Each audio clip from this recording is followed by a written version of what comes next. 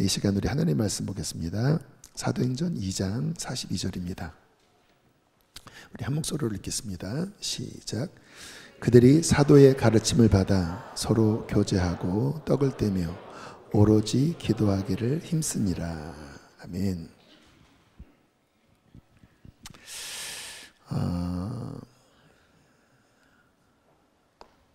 주님께서 목장을 탄탄하게 해라, 소그룹을 탄탄하게 하라 하는 마음을 주십니다.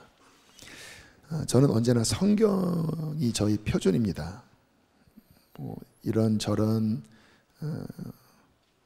이 시대의 어떤 교회의 가르침, 세미나 이런 부분도 관심을 갖지만 저는 항상 성경에서 지지하는 것만 취하는 편이에요.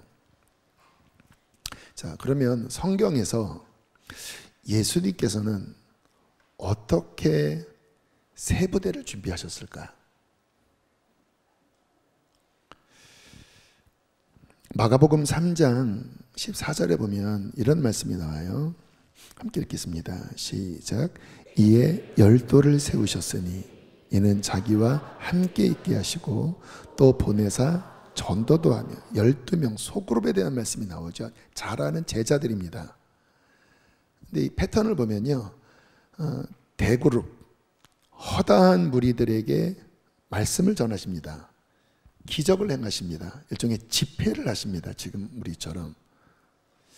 그런데 거기서 끝내지 않으시고 12를 따로 뽑으셔서 자기와 함께 있게 했다. 인격적 관계를 맺었다는 거죠. 대그룹에서는 저랑 인격적 관계가 맺어지질 않아요. 여러분은 저랑 친하게 느껴지지만 저는 여러분과 개인적인 관계를 이렇게는 못 갖습니다.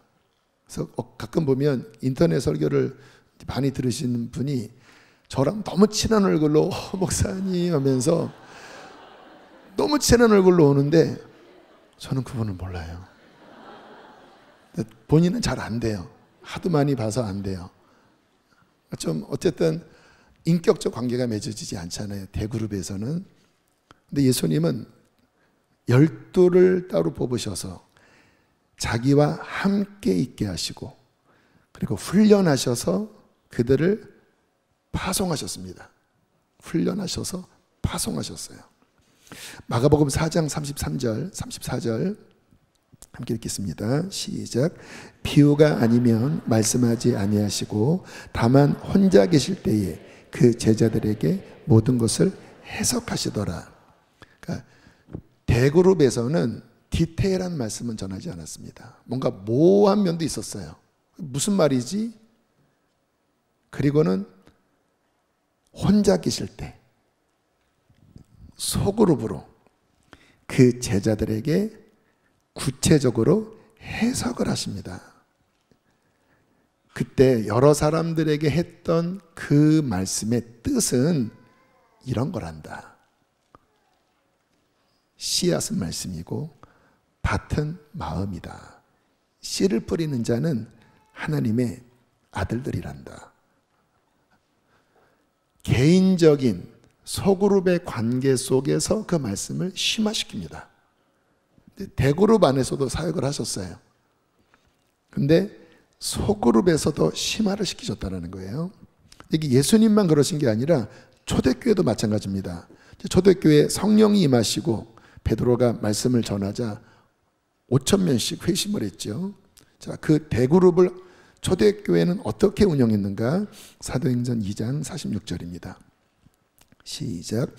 날마다 마음을 같이하여 성전에 모이기를 힘쓰고 집에서 떡을 떼며 기쁨과 순전한 마음으로 음식을 먹고. 자, 보이시나요?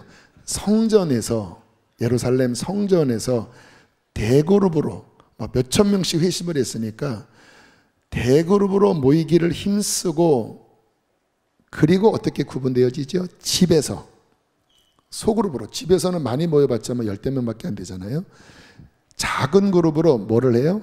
떡을 떼며 친교를 했다라는 거죠. 기쁨과 순전한 마음으로 음식을 먹고, 아까 간증했던 우리 그 새순, 새잎, 그 목장 이름이 뭐죠? 새순 목장. 거기에 특이점이 뭐냐면 그 목자 부부가 밥을 많이 먹인다라는 데 있습니다.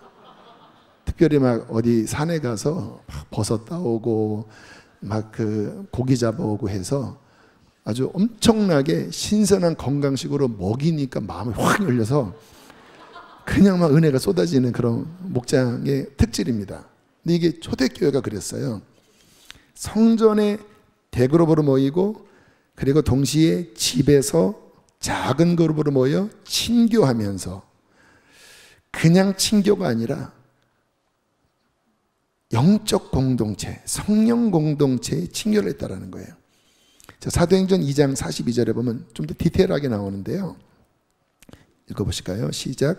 그들이 사도의 가르침을 받아 서로 교제하고 떡을 떼며 오로지 기도하기를 힘쓰니라. 자, 오늘의 말씀 하나하나를 좀 잘 드셔야 돼요.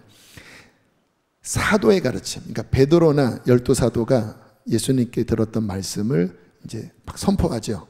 그러면 대그룹으로 그 사도의 가르침을 받는데 그 말씀을 어디서 적용했는가? 교제하고 떡을 떼며 가정에서 벌었다라는 거예요. 소그룹으로 모여서 그 사도의 말씀을 가지고 적용하고, 난 이러한 은혜를 받았어, 나는 이렇게 진리를 깨달았어, 또는 사도가 말한 이 말씀의 의미가 뭔지를 궁금해 하면 그 안에서 서로 토론하면서 그 사도들의 선포된 말씀을 집에서 소그룹으로 말씀을 심화했다라는 거예요. 그러면서 말씀만 나누는 게 아니라 음식을 나누면서 식탁 공동체. 그래서 초대교회의 이 식탁 공동체를 아가페라고 불렀습니다. 애찬, 사랑. 아가페가 하나님의 사랑인데 초대교회 이 식사라고 하는 명칭을 아가페라고 했습니다. 그래서 지금 오늘날에는 애찬으로 하는데 원어는 아가페예요. 함께 밥을 먹기도 하고 성찬을 나누기도 하고. 근데 그렇게만 한 게 아니라 강력한 기도를 하면서 영적 공동체. 그래서 함께 막 기도하면서 가정의 어둠을 깨트리고 그 가정에 막힌 문제들을 뚫어내고 하나님의 역사가 그 가정에서 일어나서 그 예수님의 역사가 막 그 소그룹 안에서 역사하도록. 그래서 강력한 영적 기도 공동체, 문제를 뚫어버리는 기도 공동체, 하늘의 문을 여는 그것이 그 가정 안에 소그룹 안에 부어지고 함께 식탁에서 음식을 먹으면서 막 마음이 열리고 막 기뻐하고 동시에 사도들의 선포된 말씀을 그들이 더 심화시키고 구체화하면서 은혜를 나누고 삶에 적용하는 이 패턴이 예수님 사역 때도 그랬고 초대교회 때도 그랬다라는 거예요. 그러니까 이 그림을 우리가 잘 머릿속에 그리셔야 합니다. 제가 성경이 기준이라고 그랬잖아요. 예수님도 대그룹, 성경에 보면 몇천 명 앞에서 말씀을 전하고 소그룹 심화시키시고, 초대교회도 대그룹 사도들의 선포, 그리고 가정에서 굉장히 인격적 친밀함 속에서, 그러나 단순한 인간적 교제가 아니라 말씀, 사도들로부터 받은 말씀이 그 안에서 심화되고, 그리고 강력한 기도를 통하여 성령의 은사들이 나타나는 인격적 관계 안에서 그 말씀이 풀어지는 장이 소그룹이었다라는 거예요. 그와 같은 교회가 초대교회였다가 안타깝게 기독교 역사를 보면 AD 313년 로마 콘스탄틴 황제가 꿈을 꾸고 어떤 일을 통하여 기독교를 국교화로 받아들이면서 이 패턴이 깨져버립니다. 아시는 분은 아시겠지만 그 당시 로마에 있었던 어떤 이교와 기독교를 짬뽕시켰어요. 근데 그 이교의 특징은 뭐냐면 사제가 있는 거예요. 그 사제가 독신입니다. 수녀도 있어요. 그 패턴, 그래서 이런 여러 사람들이 모인 곳에서 그 사제가 어떤 의식을 행하는 이 부분을 기독교와 이렇게 믹스를 시켰는데, 문제는 뭐냐면 소그룹을 빼버린 거예요. 왜냐하면 사제는 거룩하고 일반 백성들은 그 사제의 말을 그냥 듣는 수동적인 위치가 그 이방 종교의 어떤 패턴이었거든요. 이게 이렇게 대체가 되면서 안타깝게 지금 현대 대형교회, 대형교회? 내가 대형인데 아무튼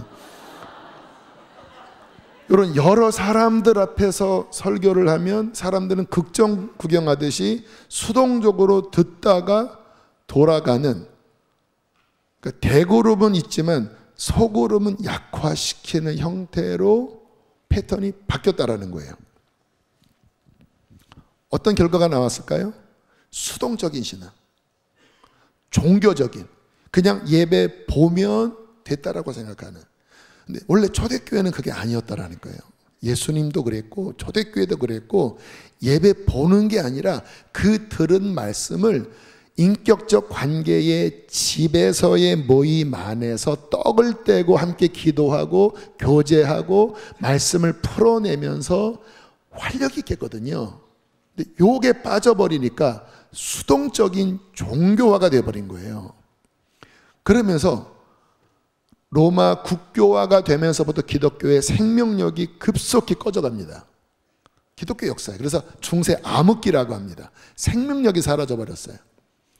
그러다가 중간중간에 어떠한 다시 어떤 부흥이 리바이벌이잖아요. 생명이 다시 일어나는, 부흥이 일어나면 동일한 패턴으로 성령을 받은 어떤 지도자, 그 선포를 받은 사람들이 소그룹으로, 그게 수도원에서 그렇게 했던지 소그룹으로 모이는 요 패턴이 다시 복원되면 생명의 불씨가 살아나고, 다시 종교화가 되면 여기에 빠져버리고,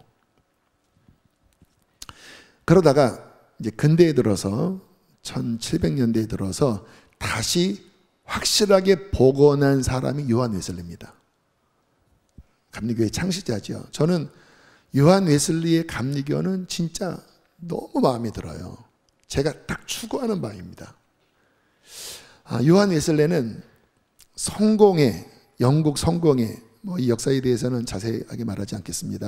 아무튼 영국 성공회 사제였는데 종교인이었습니다. 그러다가 거듭나요. 목사였는데 나중에 거듭납니다. 그리고 얼마 후에 성령의 강력한 불이 임합니다. 그리고는 이제 요한 웨슬리를 통하여 부흥이 일어나요. 부흥은 무엇입니까? 사람들이 주님을 만나 막 성령 받고 초대교회 같은 막 생명이 일어나는 부흥이 일어났어요. 그런데 요한 웨슬리의 특이점은 무엇이냐면 그 부흥이 일어난 그 사람들을 소그룹, 어떻게 알았는지 아마 하나님의 지혜였던 것 같아요. 왜냐하면 그 당시에 동일한 부흥운동가가 조지 휘필드라는 부흥운동가거든요. 근데 설교를 휘필드가 훨씬 잘했다고 합니다.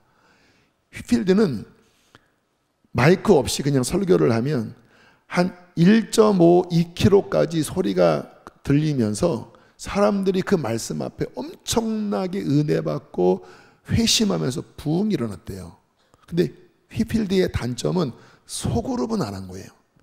가는 곳마다 부흥은 일어났지만 소그룹을 안 했어요. 그래서 부흥이 이렇게 일어났다 꺼져버립니다. 근데 웨슬리는 말씀을 전하는데 말씀이 좀 딱딱했답니다. 근데 불이 있었기 때문에 사람들이 막 거듭나는 역사가 일어났는데 요거를 밴드로 묶은 거예요. 그 밴드가 속회입니다. 그리고 우리는 그것을 목장이라고 그래요. 그 밴드를 통해서 무엇을 했냐면 거기에 목장, 속장을 세워서 그 소그룹 리더로 하여금 요한 웨슬리로부터 선포된 말씀, 표준 설교집이라고 있거든요. 좀 딱딱한 말씀 설교집입니다. 그 말씀을 읽고 그리고 적용하고, 그리고 감리교는 뜨겁게 기도하는 곳이거든요. 뜨겁게 막 회개하고 막 부르짖고 하면서 그 불을 유지시킨 거예요. 계속 지속시킨 거예요. 그래서 역사를 보면 휘필드의 부흥운동은 더 크게 일어났다가 금방 사그라들고, 웨슬리는 그 정도의 설교가는 아니었는데 속회를 통해서, 목장을 통해서 그 부를 쭉 유지하면서 감리교라고 하는 교단까지 만들어지게 된 거예요. 그 당시에 목자들이 얼마나 정말 충성스럽게 사역을 했는지, 그 당시에 요한 웨슬리가 만든 어떠한 그 월간지, 개간지에 보면 어떤 목자가 그 목원이, 소건이죠. 그 목자에게 너무 감명을 받고 쓴 일종의 감사 편지가 거기에 기록되어 있습니다. 제가 좀 인용을 해왔는데요. 자, 함께 읽을 때 여러분들은 크게 어떻게, 아니면 그 뒤에 나의 목자님 하면 돼요. 자, 제가 앞에 읽을게요. 내가 목장에 처음 들어갔을 때 누가 친절하게 내 손을 잡아주고 내가 든든한 믿음에 서도록 기도해 주었는가요? 누가 나에게 사탄의 계략을 피하고 유혹의 미소들을 멀리하여 나의 영혼을 은혜 안에서 보존토록 훈계하였는가요? 내 영혼이 평화와 사랑으로 가득 차고 거룩한 승리가 내 가슴에 벅차오를 때 이토록 복받은 나를 보고 기뻐하신 분, 무서운 시험이 닥쳐오고 목구름과 어둠이 나를 둘러덮을 때 하나님의 능력을 의지하도록 명하신 분, 세상의 고통이 내 마음을 찌르고 근심과 슬픔으로 내 마음 상할 때 위로와 용기를 전해주신 분, 세상의 허영과 염려에 내 마음 들떠 요동칠 때 누가 이 헛된 욕망의 무서운 결과에 대하여 경고했나요? 내가 참된 지혜를 버리고 축복의 길을 떠나 길을 잃고 방황할 때 누가 나 위에 눈물 흘리며 기도했나요? 이토록 넘치는 사랑과 축복을 받았으니 내 마음은 뜨거운 감사로 넘치옵나이다. 내 영혼에 가득 찬 이 행복을 표현할 말 세상에 없어라. 오 하나님 축복하소서. 우리가 당신과 기도의 손을 잡고 목장에 함께 있는 한 이 세상 사는 날들은 조용한 평화와 즐거움이 흐르고 모든 슬픔, 고통, 두려움에서 자유하리. 우리가 당신과 기도의 손을 잡고 이 목장에 사는 동안 예수의 영광 우리를 둘러싸 빛나고 한 가닥 먹구름도 이 빛을 뚫지 못하리. 함께 마지막 읽겠습니다. 내 생의 꿈이 끝날지라도 나는 울지도 않고 한숨도 짓지 않으리. 그때 우리는 하늘나라 가나안 땅에서 만나리. 나의 목자님이여. 와, 박수하겠습니다.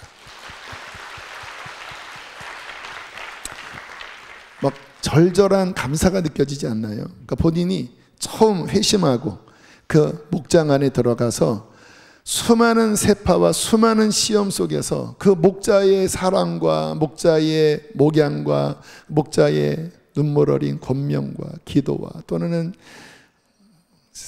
책망도 막 하면서 그러면서 신앙이 성장해 나간 거예요.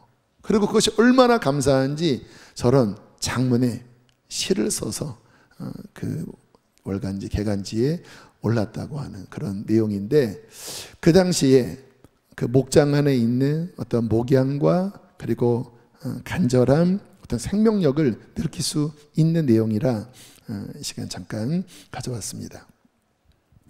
여러분, 정말 그렇습니다.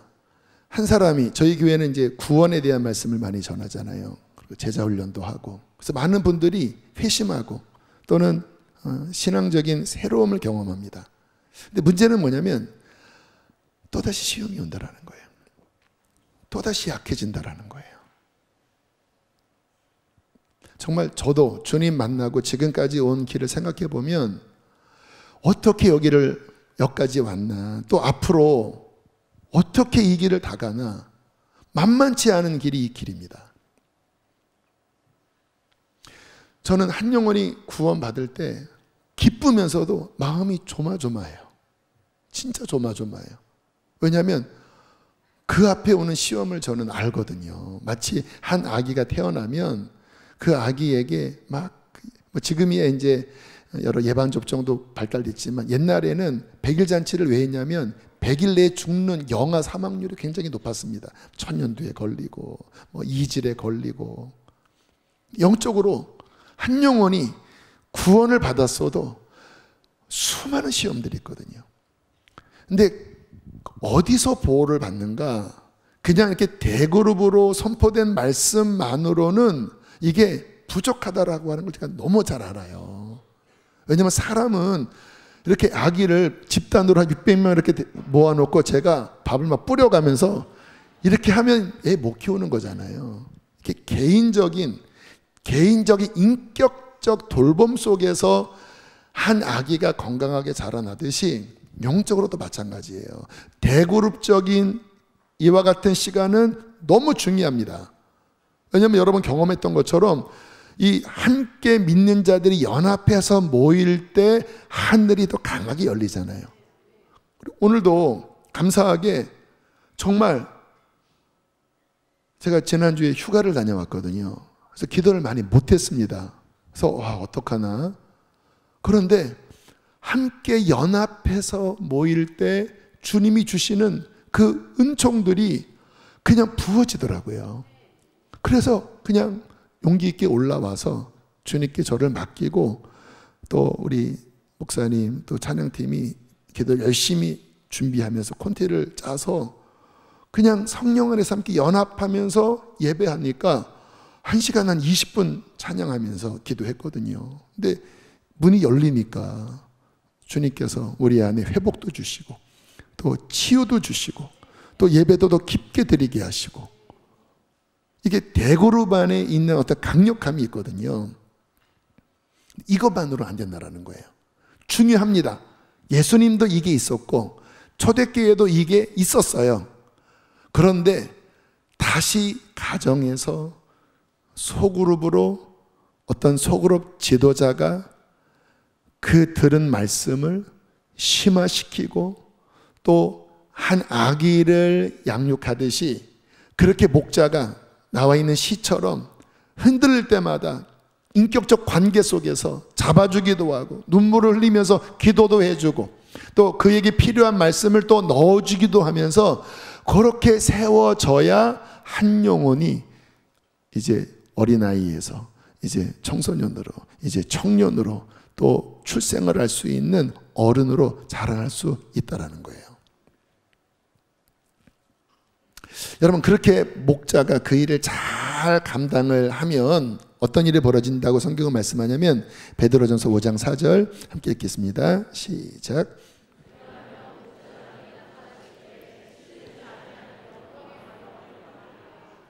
네, 상을 주신다라는 거예요.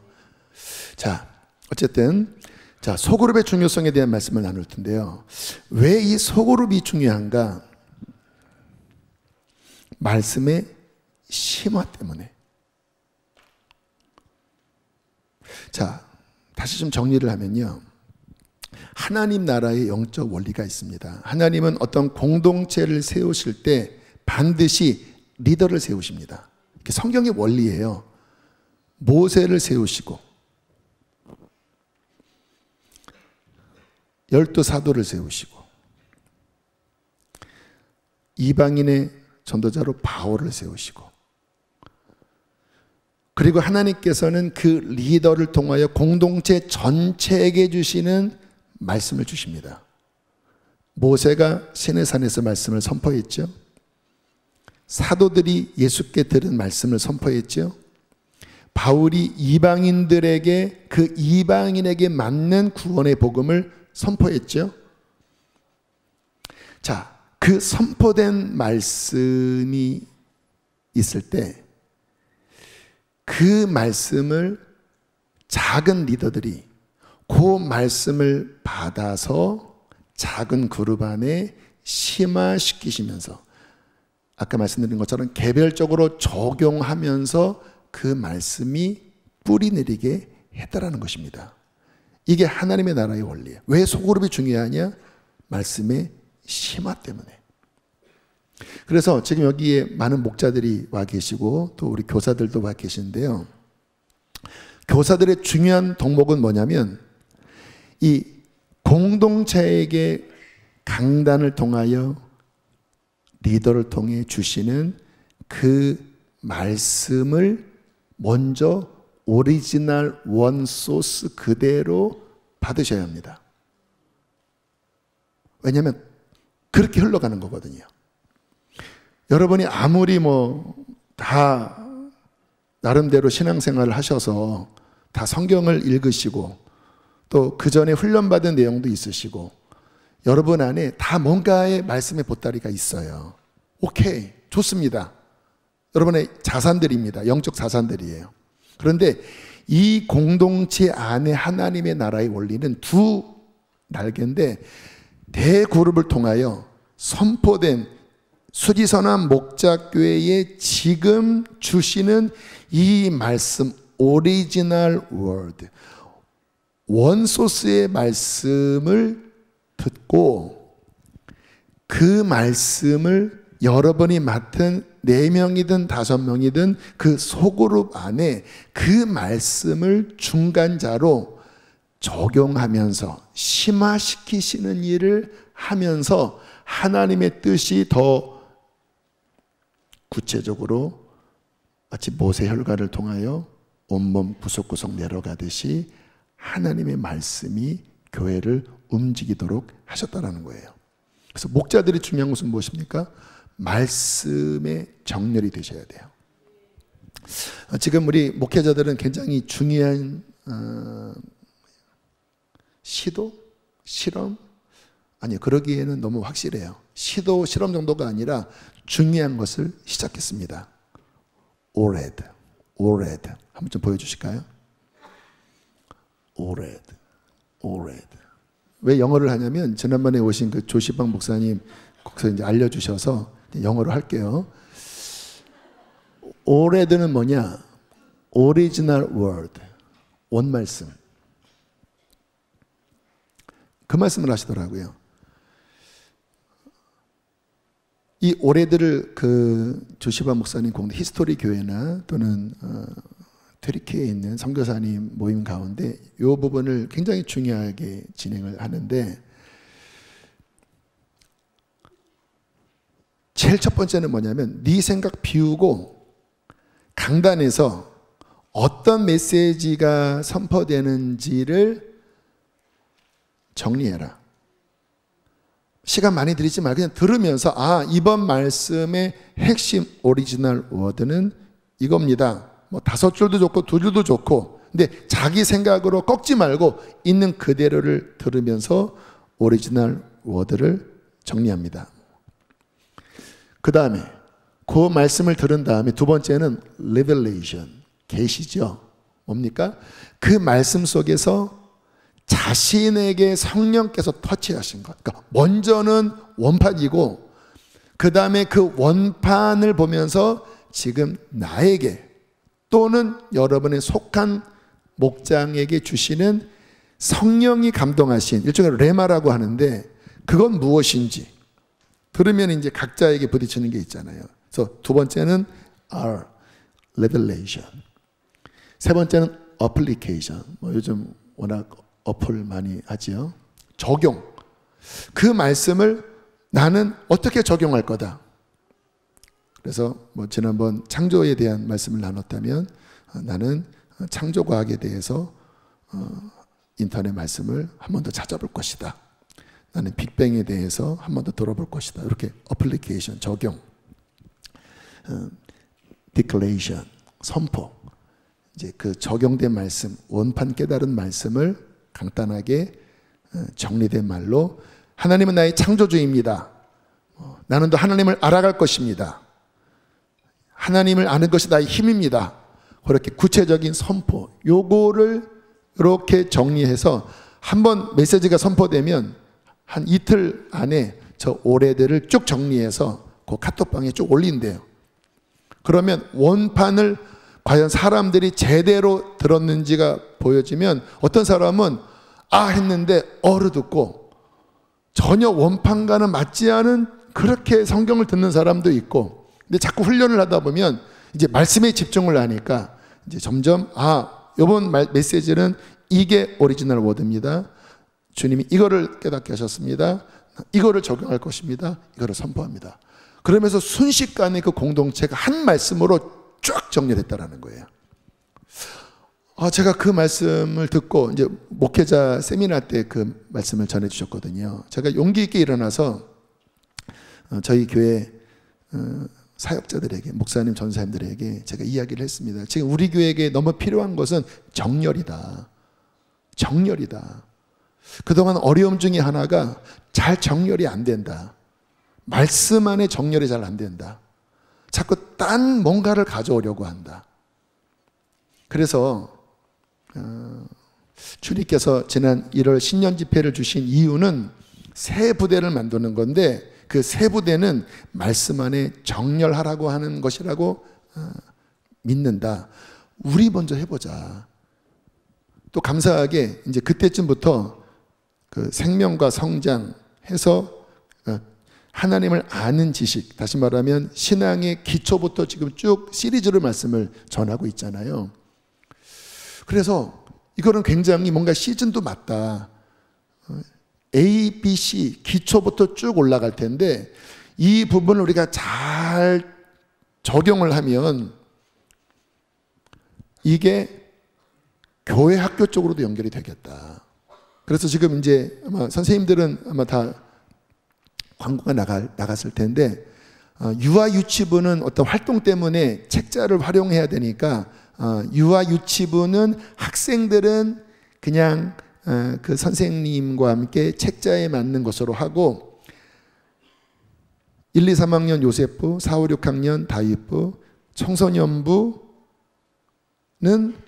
이제 그 전주 선포된 말씀을 가지고 올해들을 이제 사역자가 정리하고, 그리고 선생님들도 올해들을 정리하고, 거기에 공과도 지금 우리 목장 코디 나가는 것처럼 공과도 만들고, 그래서 교회가 한 말씀 방향으로 가는 것으로 해보자. 이렇게 지금 방향을 잡았습니다. 그리고 목자들은 지금 어차피 하고는 있지만 목자 지형자까지 올해들을 지금 하려고 그래요. 감사하게 우리 사역자분들이 저에게 용기를 주더라고요. 목사님, 지지난주는 하나님을 아는 것이 힘이다. 굉장히 저도 말씀을 전하면서 기본적이지만 하나님을 아는 지식으로 우리가 어떻게 힘을 얻는지, 이거는 모든 사람들에게 힘이 되는 말씀이거든요. 또 지난주 그 창조에 대해서, 특별히 남성들 어떤 분 보니까 눈이 빨개져서 나왔더라고요. 아마 본인 안에 진화론에 대하여 어느 정도 허용했던 부분을 성령께서 치셨나 봐요. 굉장히 중요한 기초적이지만 꼭 다뤄야 될 영역들이거든요. 그래서 목자 지역장 분들이 이 말씀을 듣고 올해들을 정리하고, 그리고 지금은 이제 주일 목장 같은 경우는 그날 들은 말씀을 설교 듣자마자 목장 모임 하잖아요. 이제 그렇게 안 할 겁니다. 한 주를 그 올해들을 정리하고 또 한 번 더 묵상하고 한 주를 산 말씀을 나눌 거예요. 그러니까 오늘 말씀 들은 게 다음 주 주일날 목장 모임으로 적은데, 물론 이제 주중에 있는 분들은 주일을 하면 되겠지만 주일 목장은 그 전주를 가지고 하는. 핵심은 무엇입니까? 따라합시다. 말씀 안에 정렬되자. 자, 작은 그룹은 뭐였다고요? 예수님이 대그룹에게 선포한 다음에 혼자 계실 때에 소그룹에게 그 말씀을 자세하게 푸셨다라는 거예요. 그리고 훈련하시고 그들을 리더로 세우셨다라는 거예요. 그래서 저희 교회 안에 이 부분을 이제 방향성을 정해서 주일 선포된 생명과 성장이라고 하는 아주 기본적이면서도 이제 A부터 시작된 이 말씀을 가지고 우리 교회 학교도, 또 선생님들도, 또 우리 목자들도, 지역장들도, 젊은이 교회도 함께 그 위에서 말씀 위에 깊이 정리될 때 대그룹과 소그룹의 심화를 통해서 더 아름답게 세워지게 될 줄로 믿습니다. 자, 또 하나 소그룹이 중요한 것은 참여입니다. 참여. 참여가 뭐냐면, 자, 고린도서 12장 27절에 이렇게 말씀하고 있습니다. 함께 읽겠습니다. 시작. 자, 우리가 뭐라고요? 지체의 각 부분, 손가락, 이빨, 혓바닥, 모가지. 자, 지체의 각 부분이에요. 자, 이 각 부분에게 하나님은 어떻게 역사하셨는가? 12장 8절 9절 함께 읽겠습니다. 시작. 지혜의 말씀을, 지식의 말씀을, 믿음을. 자, 점점점 나오고 11절 시작.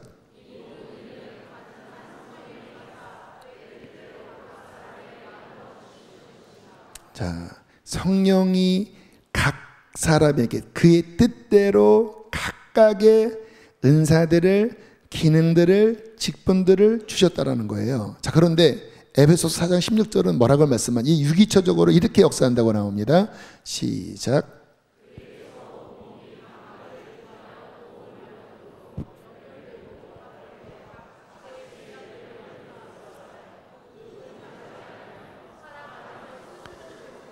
서로 사랑하면서 스스로 몸이 하나만 움직이는 게 아니라 같이 함께 움직이면서 도움을 받음으로 연결되고 결합되어 각 지체의 손은 손의 분량대로, 발의 분량대로, 내장은 내장의 분량대로 서로 사랑 안에서 유기적으로 다 움직이면서 몸을 자라게 하고 건강하게 하고 세운다라는 겁니다. 할렐루야.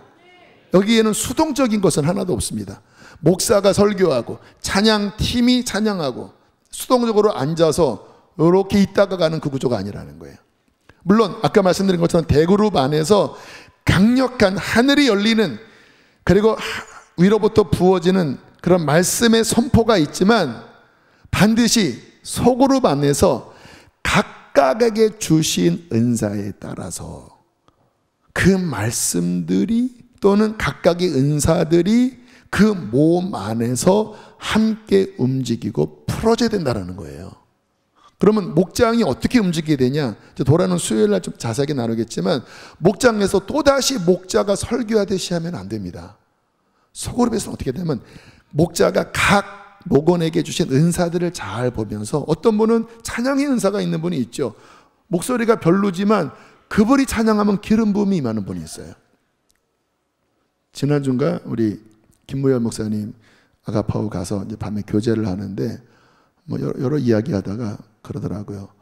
목사님, 본인이 우리 교회 예배 실황을 자주 듣는데요. 그러면서 하시는 말씀이, 목사님 기타 치면서 이렇게 찬양하는 걸 듣는데 노래를 못하더라고 이러더라고요. 그래, 맞다, 못한다. 그때는 하시는 말씀이, 그런데 목사님 하늘이 확 열립니다. 하늘이 확 열린다고. 은사예요. 그래서 여러분 뭐 어쩔 거예요? 어쩔 거예요? 제가 노래를 완전히 못하는 스타일은 아닌데 20살 때부터 하도 써갖고 주님을 위해서 상한 것입니다. 응? 그런데요, 주님이 이렇게 필요할 때 찬양하면 주님이 이렇게 중심을 잡고 막 기름 부음 가운데 인도하세요. 그렇게 나와서 하는 거거든요. 은사 주신 은사니까. 목장도 마찬가지예요. 별로 노래를 못하는데 그분이 찬양하면 왠지 눈물이 나요. 왠지 감동이 돼요. 그분이 선곡하면 진짜 나에게 꼭 맞는 선곡이 나와요. 그런 분들이 있잖아요. 또 어떤 분들은 그 말씀을 가지고 이렇게 질문을 하면 참 맛깔스러운, 참 찰진, 어떻게 이렇게 적용이 될까? 그리고 뭔가 이렇게 궁금한 거를 나누면 그 현장 안에서 하나님이 주시는 통찰력, 그게 지혜의 말씀입니다. 그러니까 그 순간 성령께서 이 말씀을 가지고 어떤 지혜를 주셔서 막 기가 막히게 적용하게. 뭐 예를 들어서 이제 막 작년에 막 구원에 대한 말씀을 막 하면 어떤 분은 궁금해요. 그럼 이순신은 구원을 받았을까? 그때는 예수 예자도 몰랐는데 이순신은 구원 받았을까? 답답하잖아요. 그러면 이 지혜의 말씀이 있는 분은 딱 그 말을 들으면 뭐가 떠오르는지 아십니까? 이순신의 영혼이 아니라 네 영혼을 걱정해라. 이순신은 하나님께 맡기고 이 영혼을 걱정해라.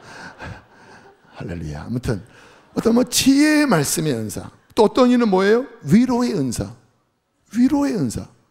그가 말하면 위로가 돼요. 은사입니다. 그래서 마음이 상할 때는 그러한 분이 만나서 이야기를 해주면 회복이 돼요. 근데 선지자적 은사는 후벼 파요. 회개하라고! 꿈을 꿨는데 너 죄를 지었어.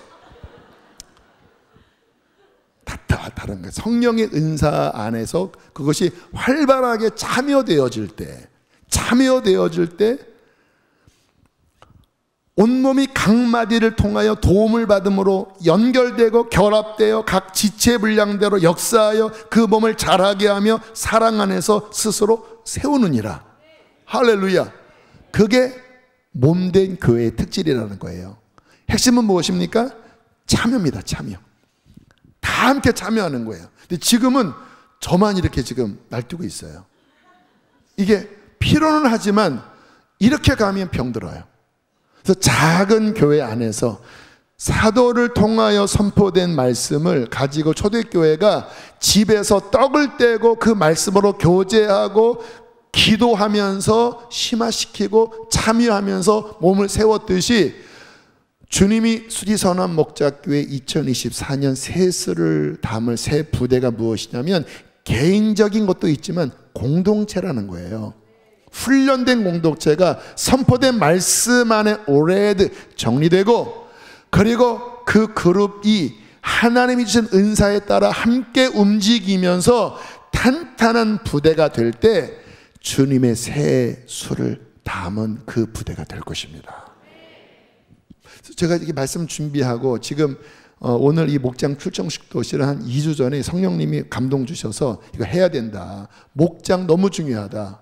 그래서 감동돼서 선포를 했는데, 지금 작년에 새술 새부대 주님이 주신 어떤 그 메시지를 떠오르면서 주님이 하나하나 제가 생각한 거와는 다른 중요한 방향으로 좀 준비시키시는 것을 느껴요. 여러분도 새부대 하면 나 개인적인 것만 생각을 했지 지금 이러한 말씀으로는 생각 못 했잖아요. 근데 제가 말씀을 전하면서 맞다. 그렇게 몸된 교회가 대그룹적인 성령 충만함, 또 위로부터 이 강단에서 선포되는 말씀, 이것을 담아낼 소그룹, 각 교회 학교, 또 목장, 젊은이 교회, 또 우리 학교, 이러한 그룹들이 탄탄하게, 또 거기에 소그룹 목자들, 교사들, 그분들이 말씀 안에서, 지혜 안에서, 헌신 안에서 탄탄하게 연결되고 움직일 때 우리 교회는 이 마지막 날에 환난이 오고 또 주님의 선교 사명 감당할 그 사명을 주실지라도 그것을 감당할 강한 교회가 될 것입니다. 아멘. 만약에 이게 안 되고 다 또 자기가 들은 어떤 말씀, 자기 어떤 판단, 말씀에 정렬되는 게 아니라 또 뭔가 막 헐떡거리면서 다른 거를 또 찾아 헤매시고, 목장도 다 자기 멋대로 하시고, 그리고 막 한눈을 파시면 이 교회에 세수를 부으신 들 담아내겠습니까? 주님은 이 몸된 교회를 통해 하시기를 원하시는데 일단 말씀부터 안 들으시는데 뭐가 되겠냐 이 말입니까? 뭐가 되겠냐 이 말입니까? 아무튼 뭐가 되겠냐 이 말입니다. 아무튼 말이 꼬이네요. 그래서 제가 말씀 준비하면서 맞다. 올해도 우리 교회 안에서 오병이어도 하지만 주일날 선포된 이 말씀 안에 쫙쫙쫙 정리되고 목장 안에서 심화되고 이 말씀 안에서 성령께서 움직이시고 너무 중요하다. 아멘. 자, 그러기 위해서는 자, 목장의 필수 요소가 있습니다. 첫 번째, 성령 공동체가 되어야 돼요. 자, 마태복음 18장 20절입니다. 함께 읽겠습니다. 시작.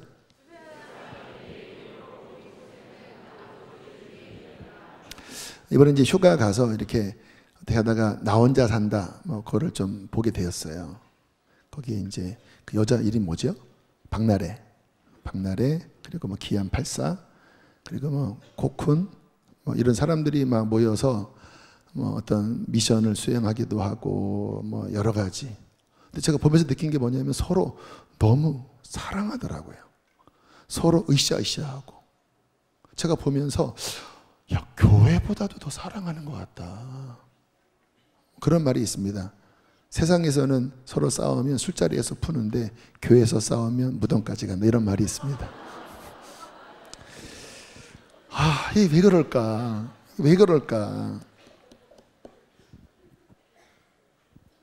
근데 저는요, 정말 중요한 것은 교회의 차별화는 성령의 임재에 있다고 믿습니다. 물론 서로 사이도 좋고 뭐 서로 어떠한 의미도 찾고 해요. 근데 문제는 뭡니까? 하늘에 생명은 없습니다. 하늘에 생명은 움직이지 않아요. 근데 교회의 특징은 무엇입니까? 두세 사람이 모인 곳에 내가 임재하리라. 무엇으로 임재하실까요? 성령으로 임재하시는 거예요. 그 성령님은 생명입니다. 그 생명이 움직일 때 회복이 되는 거예요. 여러분 아까 찬양하면서 막 제가 성령의 감동 따라 막 선포한 거예요. 왜냐하면 우리 안에 많은 상한 영역들, 어둠의 영역들, 부자위한 영역들. 근데 성령이 임재하시면 그 예배는 능력이거든요. 그래서 막 주님의 이름을 선포하고 기름 부심을 선포할 때 많은 분들이 짧은 시간이지만 그 찬양하면서 막 믿음이 다시 회복되셨잖아요. 그리고 마지막에 난 예수로 충만하네. 난 예수로. 여러분 예수만을 구하고 예수만을 먹으려고 하고 예수만으로 채울 때 심령이 가장 충만해지는 거거든요. 여러분 이것이 교회에게 주님께서 부어주시는 차별화된 또 가장 능력 있는 하나님의 선물인 줄로 믿습니다. 그래서 여러분 목장이 떡을 떼고 서로 교제하고 굉장히 중요합니다. 사람인지나 그러기 반드시 있어야 돼. 그래서 성경에 서로 떡을 떼며 순조로운 마음으로 교제했다라는 말씀이 들어있는 거예요. 그러나 중요한 게 무엇이라고요? 성령의 임재가 있도록 모여서 힘써 기도하고, 여기서 여러분 경험한 그 난 예수, 이 은혜를 받고 난 다음에 그 목원 중에 한 40%가 여기서 제대로 은혜 받고 그 목장 안에서 난 예수로 부르시잖아요. 그럼 여기서 받은 생명이 다시 움직이기 시작할 겁니다. 저 많이 경험해요. 어느 집회 가서 어떤 은혜를 받으면요, 제가 저희 공동체에 와서 그거를 고대를 풀면요 동일한 임재가 흐르더라고요. 저는 여러분 각 목장마다 뜨거운 예배가 드려지기를 축복합니다. 성령이 막 움직이시는. 두 번째 반복합니다. 말씀 공동체. 첫 번째는 성령 공동체. 그 성령은 어떠한 중심으로 움직입니까? 말씀으로. 다시 한번 사도행전 2장 42절 본문입니다. 시작.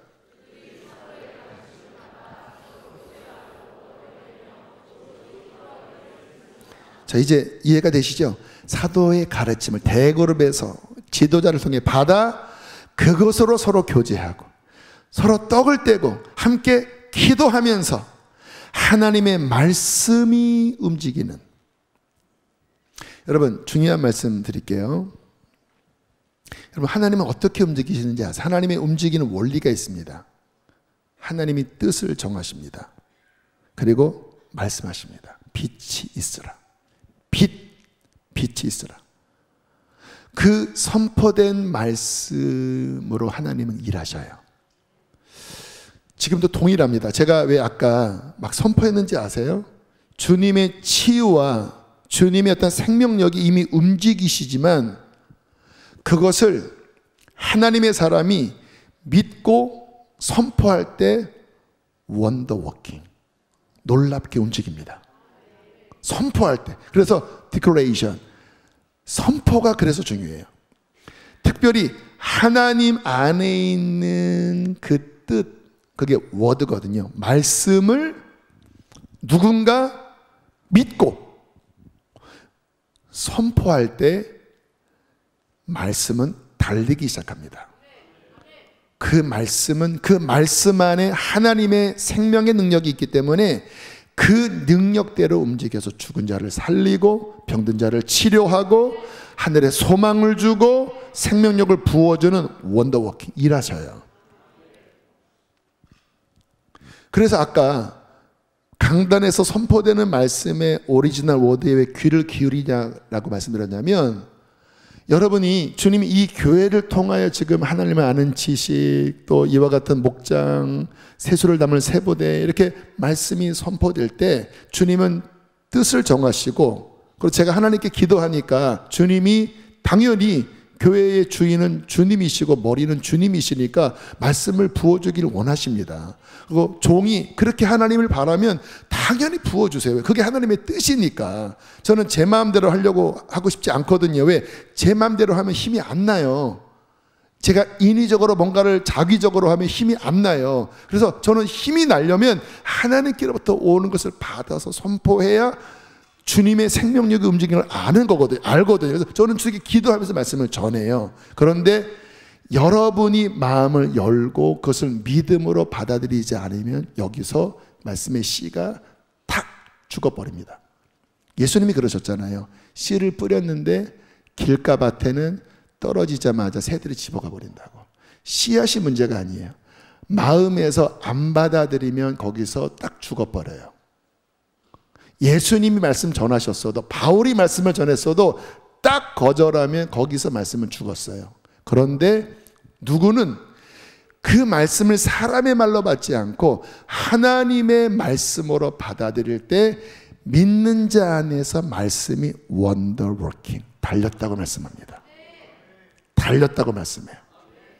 그리고 그 달린 말씀을 믿음으로 받아들이고 선포할 때 그 말씀이 이루어지면서 구원을 선포하면 구원이 일어나고, 하나님이 누군지를 알기를 원합니다 선포할 때 회중들이 아멘, 그것을 받아들이고 하나님 알기를 원합니다. 하나님 아는 것이 능력입니다. 하나님이 창조주입니다. 그렇게 아멘하고 그 말씀을 마음속에 받아들이고 선포하면 하나님을 아는 지식이 확장되는 거예요. 그게 하나님의 나라의 원리입니다.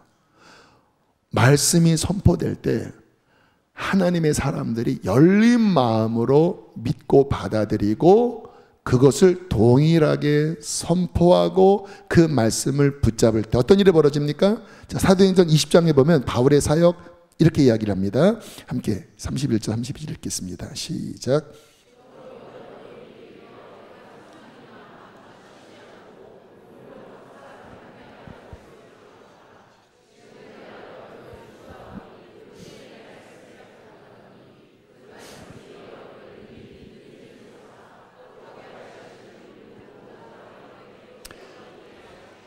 바울이 3년 동안 눈물로 말씀을 선포하고 가르치고 훈계하고 전했어요.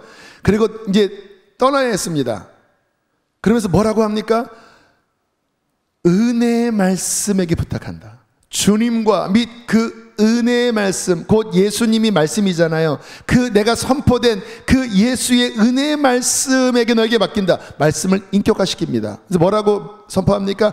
그 말씀이 너희를 능히 든든하게 세울 것이다. 이 말씀이 너희를 강하게 할 것이고, 이 말씀을 붙잡으면 기업이 있게 할 것이다. 유업이 있게 할 것이다. 그래서 나는 떠나지만 내가 선포된 말씀이 너희 안에 있게 하고, 너희가 정말 믿음으로 그것을 받아들이고 선포하면 그 말씀이 너희를 지킬 것이다.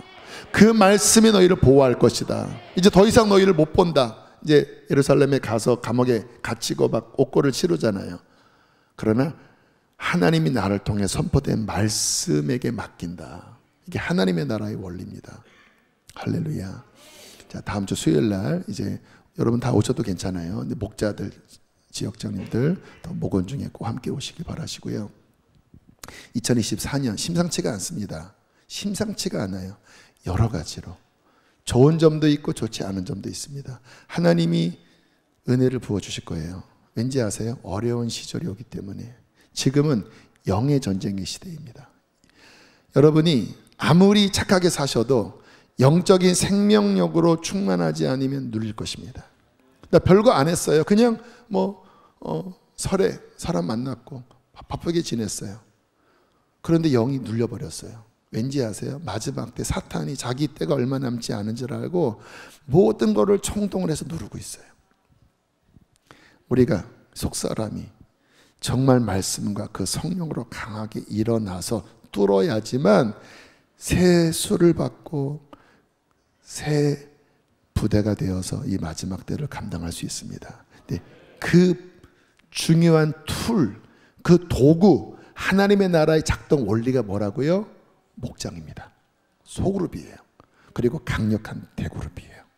할렐루야. 저 열심히 기도하고, 여러분 기도해 주세요. 저도 여러분의 기도가 너무나 필요합니다. 여러분들 기도 모임을 만든다고 하는 이야기 들었습니다. 너무 필요합니다. 저도 힘들어요. 여러분 기도가 필요합니다. 열심히 기도해 주시면 저도 하나님께로부터 말씀을 받아서 열심히 전할게요.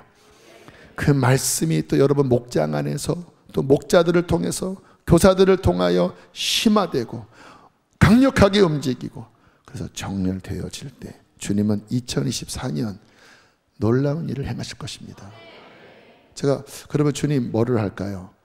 근데 안 적었어요, 일부러. 왜냐하면 저는 주님을 기다립니다. 올해 주님, 작년에 굉장히 많은 일이 있었거든요. 여러분 모르시지만 진짜 많은 일들을 주님이 이루셨어요. 똑같은 거를 그럼 반복할까요? 할 수도 있습니다. 근데 저는 백지수표를 주님께 드렸습니다. 주님이 쓰실 것입니다. 놀라운 일을 이루실 것입니다. 근데 어떻게 해야 돼요? 목장이 준비되셔야 돼요. 목자들과 교사들이 준비되셔야 돼요. 아멘. 우리 함께 지금 찬양하시고 기도하겠습니다.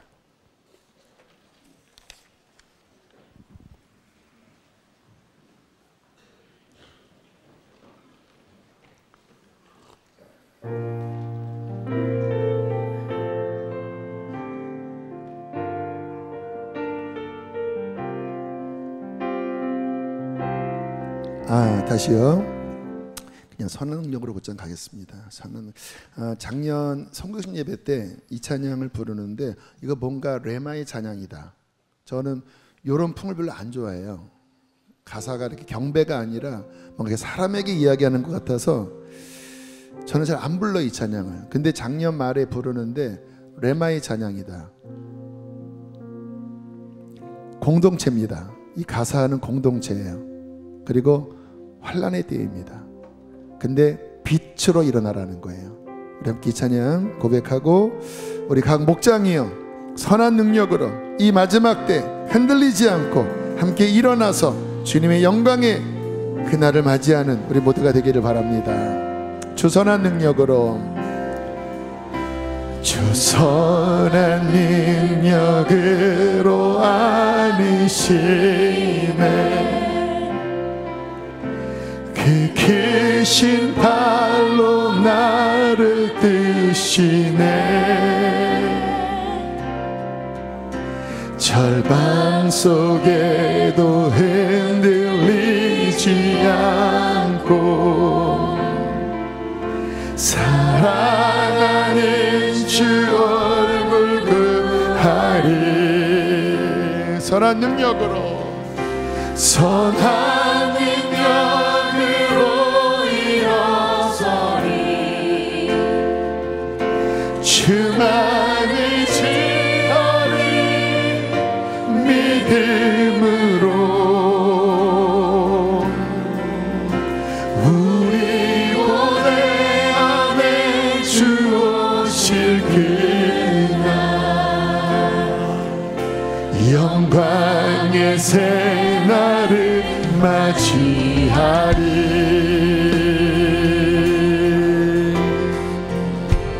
이전의 괴로움 날리워 싸고, 이전의 괴로움 날리워 싸고, 고난의 길을 걷는다 해도 주님께 맡긴 먹긴 우리 영혼 끝내 승리의 날을 맞이. 아멘. 선한 능력으로, 선한 능력으로 일어서리. 주만을 지어리. 믿음으로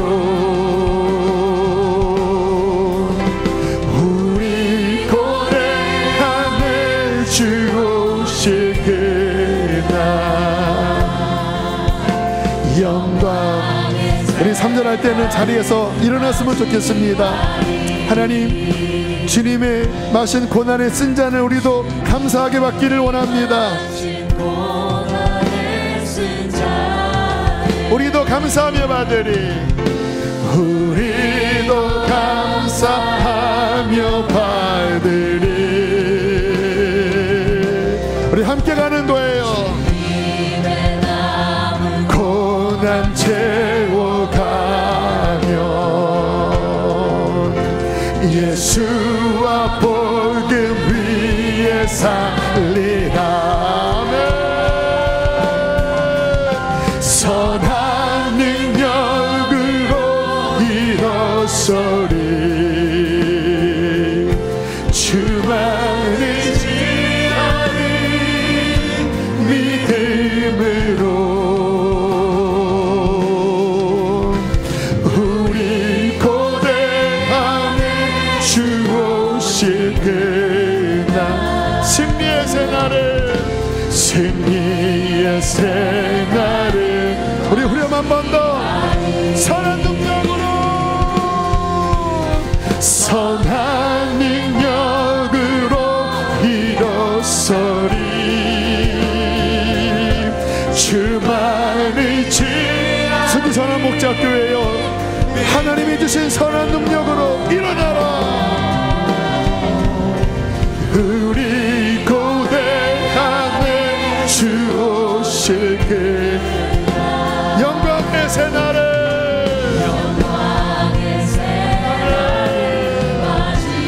이 시간 함께 오늘 기도할 때는요, 옆에 있는 사람과 손을 좀 잡았으면 좋겠습니다. 한 공동체입니다. 하나님, 몸으로 일어나기를 원합니다. 한 몸으로 서로 사랑하고 서로 잡아주고 서로 말씀으로 초대교회처럼 사도들로부터 선포된 말씀을 함께 서로 나누고 그 말씀을 심화시키고 또 사랑으로 떡을 떼고 또 뜨겁게 오로지 기도에 힘쓰면서 사랑 안에서 스스로 세워지는 그리스도의 몸이 세워지는 영적 발전과 성장을 이루는 주님, 우리 공동체가 되기를 원합니다. 공동체가 되길 원합니다. 교회 학교도 그냥 과거의 어떤 주일학교 반이 아니라 주님, 강력한 공동체로 서게 하여 주시옵소서. 선생님들이 목자가 되고 우리 아이들이 하늘의 은사를 받은 목원이 되어 양들이 되어 강력하게 일어날지어다. 우리 옆에 있는 사람 손을 잡고 그렇게 우리 가운데 성령의 기름과 하나된 몸을 부어달라고 주여 두 번으로 함께 기도하시겠습니다. 주여.